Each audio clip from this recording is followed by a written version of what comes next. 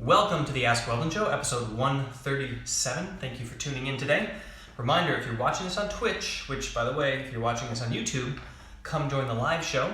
That's twitch.tv/mindgamesweldon. If you're watching this on Twitch, I'm not really going to respond to questions in the chat until after I finish the show. I'm just going to burn right through for the YouTube audience. But then afterwards, we're going to do a little bit of yoga. We're going to do a little bit of mindfulness.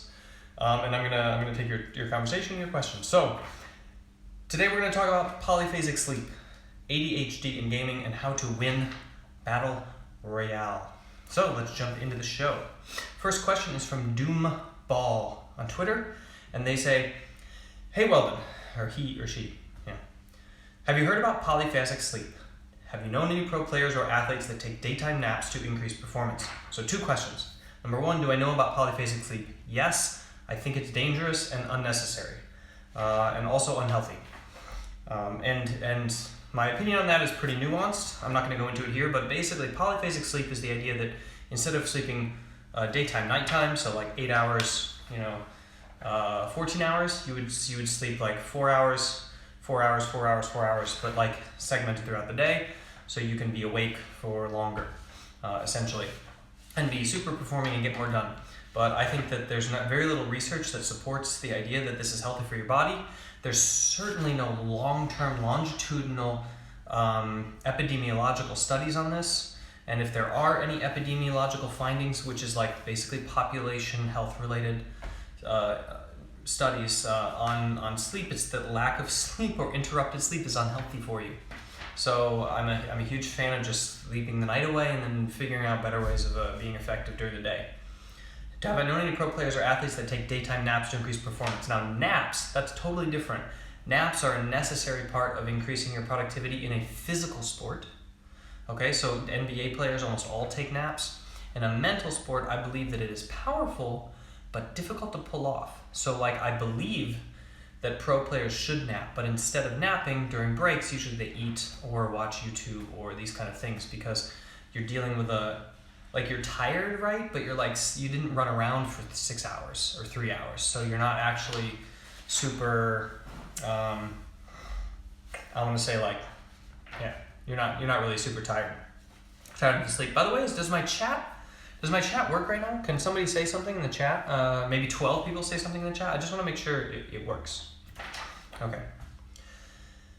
Thanks for the question, though, by the way, Doomball, and that's D00MBALL.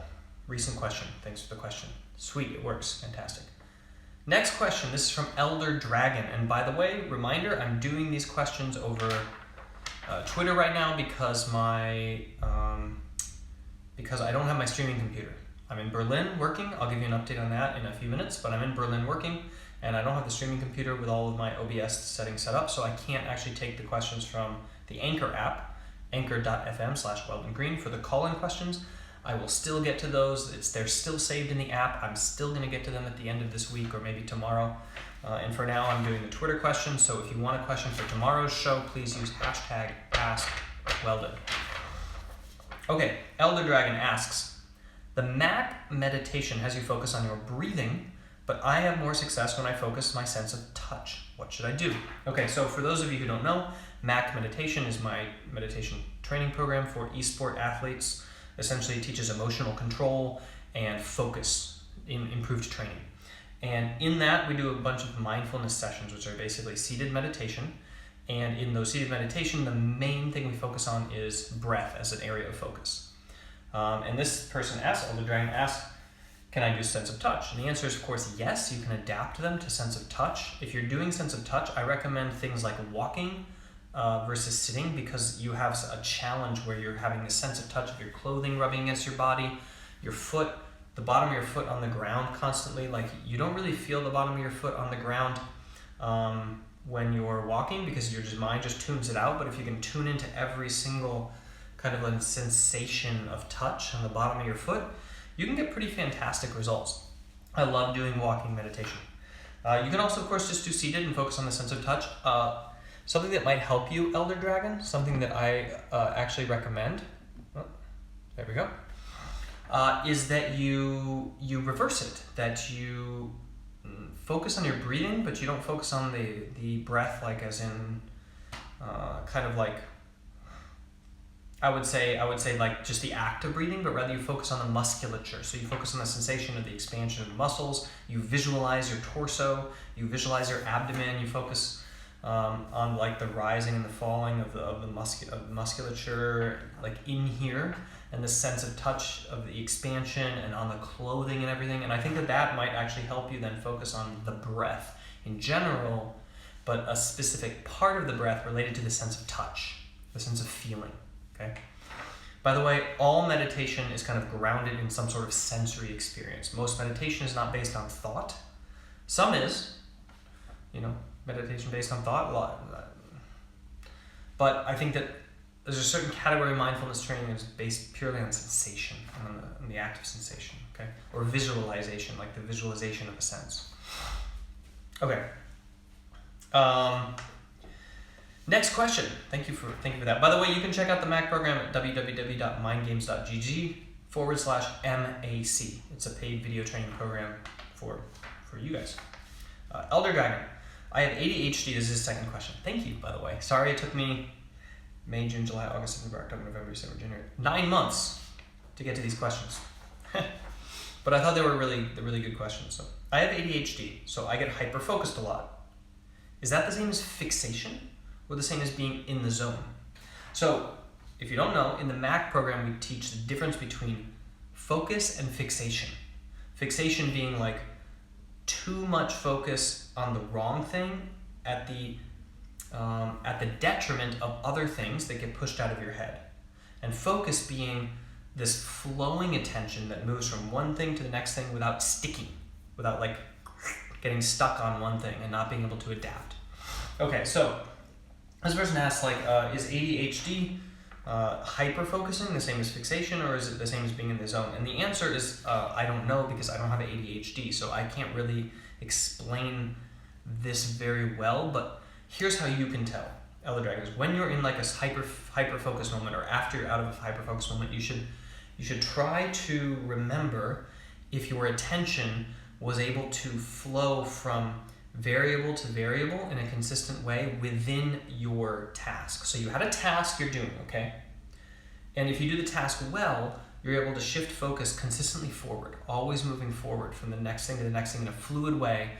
And you're able to bring in things from like, not the outside, but things, other kind of like sensations that are relevant to completing the task. And you're even able to remember maybe like extra stuff that you didn't exactly need for the task, but that you noticed, that your brain noticed and soaked in.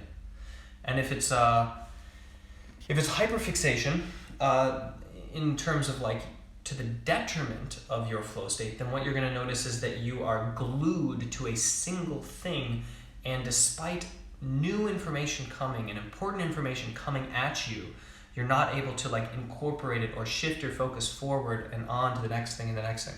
So think of it as like being glued in one place versus like a magnet hovering over the rail. So it's like really tightly attached to the rail, like it's a magnet, right? But it's like constantly sliding forward to the next magnet, the next magnet, the next magnet. But it's not gonna like fly off the rail because it's like locked in, okay? That's kind of the difference in sensation. So you need to judge this for yourself. Unfortunately, I don't know what your experience with ADHD is and with like hyperfixation or hyperfocus. So I hope that was a helpful description or a helpful analogy that you can use to figure out like how close you are to flow state. And then the easy way to adapt that is to train yourself to when you're focused, like when you're super focused, to train yourself to like open your senses, right? Open your sound first, and maybe your touch next, and kind of like try to hold that in your head at the same time that you're doing the thing. So you actually have like 2 or 3 things like kind of processing there. But you're focused on one of them, and that kind of opens you up to more thoughts and more sensation, or like the flowing movement of like constant change, constant fixation. Or you can just do more mindfulness, and that will automatically help you with this kind of like open door policy on sensory input, but closed door policy on what you choose to focus on. Okay, very good questions. Thank you so much for asking them. And the fourth one and the last one, we're going to close out the show with this question. Bizarre TV _ And he or she asks, January 1st, 2017, by the way. This is a little late in coming. I think 2017, I focused a lot on G2. I focused a lot on Dojo Madness. I was split between that and my family, and so it was a pretty busy world. I didn't do a lot of content. Now this year I'm trying to do a show every single day. I'm failing at that, but I'm trying to do a show every single day. So hopefully I start getting through these old questions and new ones that you guys are asking. Remember, Twitter, #AskWeldon or anchor.fm/Weldon Green. Get the app, call into the show, have your voice on YouTube in front of 25,000 subscribers. 24,100, come on guys. Like, let's get it going. I haven't broken 25K subscribers in like 2 years. I've been at 24K, so I don't know what the deal is, but probably I should make more videos. Okay, going along with that, final question. How does one become consistent in FPS shooters, in particular H1Z1? I know you're not familiar with this game. Okay, I don't know much about H1Z1, but I do know a lot about the H1Z1 like Battle Royale mode. And I think that nowadays in 2018, this question is about CSGO or Battle Royale mostly, because PUBG is so popular, H1Z1 Battle Royale is super popular, Fortnite is super popular. So let's talk about how you become consistent in FPS shooters, particularly Battle Royale games. Because I think this is a really different question from CSGO. So the answer, for those of you who want to know, in CSGO is quite simple. You do drills and you play a lot of games. And you review a lot of VODs, okay? So you basically can train headshot drills with every single gun, and you get very consistent with the guns, and like it's really straightforward. The answer in Battle Royale is much more challenging because the problem is there's no drill modes yet. You can't pick up a gun, go into a training map like you can in CSGO, and get used to the bullet drop and holding it in place with the automatic shooting, and there's just so many different things that you need to practice with every single gun. And in Battle Royale, you never know what gun you're going to get. When you get the gun, you might have 1 or 2 combat situations before you die, or you might die without ever using it. You're going to be using it at different ranges, like consistently all throughout the game. There's like infinite problems with getting good at a Battle Royale game that make it so that your barrier of entry is really high. That's super hard to get all the way to like an expert level. So there's a couple tweaks you can make to your playing to make sure that you get there faster. Tweak number 1. When you get a gun, you should think of every single game as training mode. Every game should be training mode. You shouldn't ever think like, okay, I'm just gonna like chill out and try to survive as long as I can. You should be in training mode all the way up until you're in you want to take a couple test matches, every few weeks or something, or you'd be like, I'm gonna test myself, see how well I can do all the way to the end. But you shouldn't be like essentially hiding in houses just to get top 10 and then going and dying. You should be like in training mode. So how do you treat training mode? Well, first of all, teach yourself what are the best weapons in the game. Okay, start with that. Don't just pick up any weapon in the game. Okay, teach yourself what are the best weapons. That's pretty easy. You just research like what weapons have the best DPS. I think right now in PUBG, for example, the Vector has one of the best DPS in the game. At short range, I think the AK has one of the best DPS in the game. At short range, I think that for long range, you're looking at the M4. You're looking at snipers like the Kar 98. So you look at what has like really good accuracy, really good usability, and you choose a weapon for each category, right? So you choose like short range, mid range, scoped, and like long range, okay? And you make that like your identity. You like one trick a weapon, okay? So I want you to think of it as one trick a weapon. You're always looking for that one weapon, and you're using you're hedging in games you can't get it, but you're really looking for it. And when you get it, you're always pursuing combat. You're always hunting, okay? So you always want to drop like essentially where you can get that weapon, and then essentially where you can find other people, and then you want to immediately go to the centers of the circles, and you want to try to find people, and you want to try to engage with them. And you want to try to use that weapon always to kill them. Short range, mid range, long range, whatever. Just try to kind of like one trick the weapon, and you can add to your kit, so you can eventually add a mid range and a short range, or like a long range and short range, whatever. But one trick the weapon until you can get into enough combat situations that you feel like you have, decent accuracy and usability with it. Make it kind of your specialty or your thing. And you always want to, there's 2 different philosophies here. One is you aim for volume, and you try to repeat as many times as you can, and you don't care about accuracy, and you just try for speed, essentially. You just try to like kill people as fast as you can, and you don't necessarily try to aim for the head specifically. You don't try to aim for accuracy. You just try to like essentially use the weapon correctly. And the other philosophy is that even if you see them and it takes like a second longer to click the fire button, you always aim and you try to aim for accuracy at the head. Okay? I'm a fan of the second method because of the way that muscle memory works. So essentially, if you use the first method, if you think like as soon as you see them, your objective is to get the mouse on them as fast as possible and click as fast as possible. Okay? So like training your reaction speed. You get to be accurate eventually, but it's not very resilient, meaning that if you're in a high pressure situation and you're choking or you're tilting, then your accuracy will actually drop and your speed will drop a little bit. But if you train the second method, if you say like, okay, every time I see somebody, I'm going to click in the correct spot. Even if it takes a second longer, I'm trying to get the mouse on their head, I'm not gonna pull the trigger till I'm ready, bam, and you try to aim at their head every single time.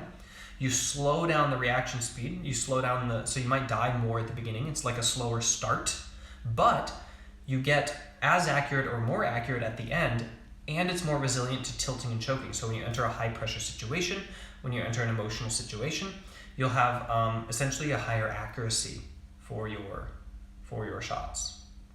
Okay, so this is the kind of like training process you want to do. Is every single person you see, you want to try to shoot them in the correct spot, even if it takes a little longer to shoot them in the correct spot, and they get a few shots off first because they're just clicking as soon as they get the mouse towards you. Okay, and then I recommend not doing too much automatic fire. I recommend doing as rapid as possible single clicks on single shot, and then eventually going to automatic fire once you get that down. So sequential training, essentially. When you go to automatic, always use an automatic, only fire in automatic, and only try to control that gun in automatic.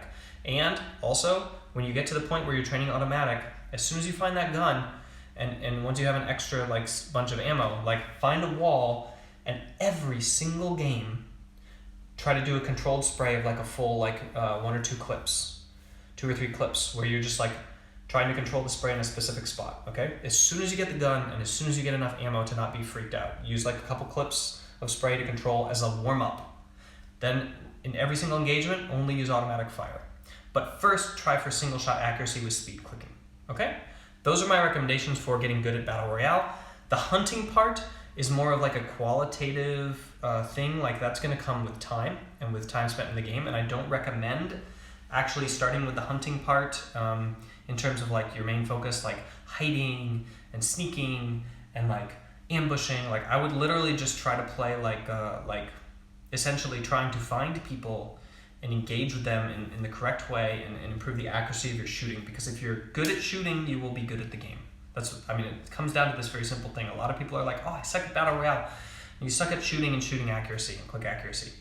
Otherwise, you'd be decent at Battle Royale, okay? And then after that, you layer on the survival skills, where like, where the guns are. You should know where the guns are by the end of training like this. You know how to fight in certain areas of the map. You should learn all the areas of the map, but those just take time. You just got to train a lot of different games. Train a lot of different versions of You have to play a lot of PUBG or Fortnite or H1Z1 Battle Royale. Okay, that's the show, you guys. Thank you for tuning in. Twitch, stick around. YouTube, I'm going to close out. Basically, I want to remind you that you should check out my Mac program, www.mindgames.gg/MAC. That is the program I talked about earlier. It's my training program, the one that I did with TSM, CLG, G2 in an adapted way. And it's basically like I couldn't take any more individual customers, like individual trainers in terms of like my mental training for esport. And so what I did was I created this course starting around 2014. This is like the 3rd version. And this course is more or less a 50-day video course of lecture, seated mindfulness training lecture, where you kind of like learn about mindfulness, acceptance, and commitment. These are the 3 skills that you need to be resilient, to not tilt, to not choke, to focus on your training, to become a performer on Twitch, to become a dancer, to become a public speaker, to do anything related to performance. You have to handle pressure, you have to handle your emotions, and you have to train with focus. And this is how you do that. It's like the main sports psychology skill set. essentially. Like the whole package, all in one nice little neat set of videos. So that's what I recommend. Make sure to like and subscribe because I'm at 24.1K, and gosh, I want to hit 25K like sometime in January, February if I possibly can. So let's make that happen. Share this video with people that you think it's applicable to, and I will catch you later.